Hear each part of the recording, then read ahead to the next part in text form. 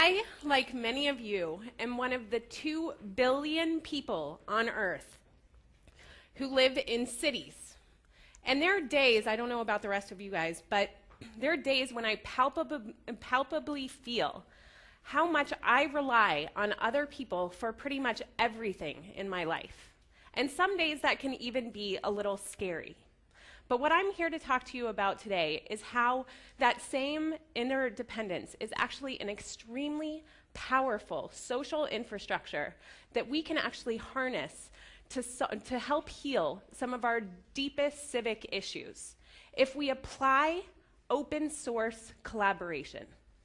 A couple of years ago, I read an article by New York Times writer Michael Pollan, in which he argued that growing even some of our own food is one of the best things that we can do for the environment.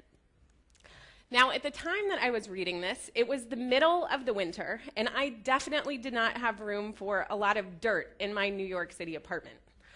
So I was basically just willing to settle for reading the next Wired magazine and finding out how the experts were going to figure out how to solve all these problems for us in the future. But that was actually exactly the point that Michael Pollan was making in this article, was it's precisely when we hand over the responsibility for all of these things to specialists that we cause the kind of messes that we see with the food system. So, I happen to know a little bit from my own work about how NASA has been using hydroponics to explore growing food in space, and that you can actually get optimal nutritional yield by running a kind of high-quality liquid soil over plants' root systems. Now, to a vegetable plant, my apartment has got to be about as foreign as outer space, but I can offer some natural light and year-round climate control. Fast forward 2 years later, we now have window farms, which are vertical hydroponic platforms for food growing indoors. And the way it works is that there's a pump at the bottom which periodically sends some of this liquid nutrient solution up to the top, which then trickles down through plants' root systems that are suspended in clay pellets, so there's no dirt involved. Now, light and temperature vary with each window's microclimate. So a window farm requires a farmer, and she must decide what kind of crops she is going to put in her window farm and whether she's going to feed her food organically. Back at the time, a window farm was no more than a technically complex idea that was going to require a lot of testing. And I really wanted it to be an open project because hydroponics is one of the fastest growing areas of patenting in the United States right now and could possibly become another area like Monsanto, where we have a lot of corporate intellectual property in the way of people's food. So I decided that instead of creating a product, what I was going to do was open this up to a whole bunch of co-developers. The first few systems that we created, they kind of worked. We were actually able to grow about a salad a week in a typical New York City apartment window. And we were able to grow cherry tomatoes and cucumbers, all kinds of stuff. But the first few systems were these leaky, loud power guzzlers that Martha Stewart would definitely never have approved. So to bring on more co-developers, what we did was we created a social media site on which we published the designs, we explained how they worked, and we even went so far as to point out everything that was wrong with these systems. And then we invited people all over the world to build them and experiment with us. So actually now on this website, we have 18,000 people, and we have window farms all over the world. What we're doing is what NASA or a large corporation would call R&D, or research and development. But what we call it is R&DIY, or research and develop it yourself.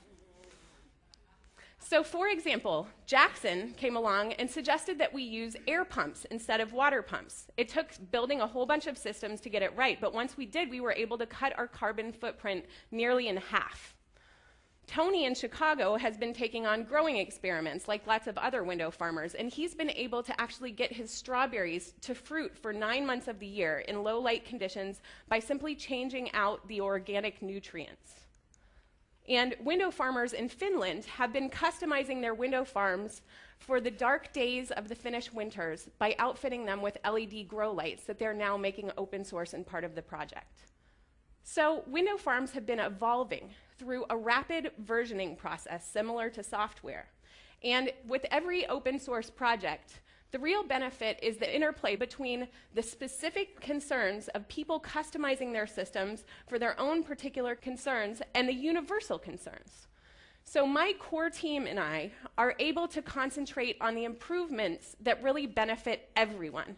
And we're able to look out for the needs of newcomers. So for do-it-yourselfers, we provide free, very well-tested instructions so that anyone, anywhere around the world can build one of these systems for free. And there's a patent pending on these systems as well that's held by the community. And to fund the project, we partner to create products that we then sell to schools and to individuals who don't have time to build their own systems. Now, within our community, a certain culture has appeared. In our culture, it is better to be a tester who supports someone else's idea than it is to be just the idea guy.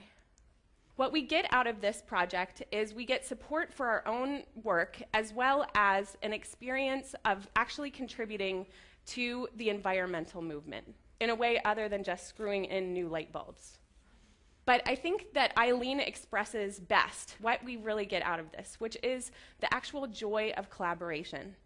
So she expresses here what it's like to see someone halfway across the world having taken your idea, built upon it, and then acknowledging you for contributing.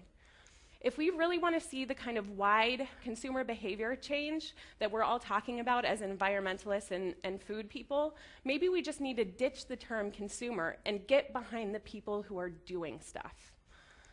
Open source projects tend to have a momentum of their own. And what we're seeing is that R&DIY has moved beyond just window farms and LEDs into solar panels and aquaponic systems.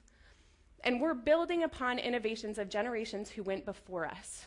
And we're looking ahead at generations who really need us to retool our lives now.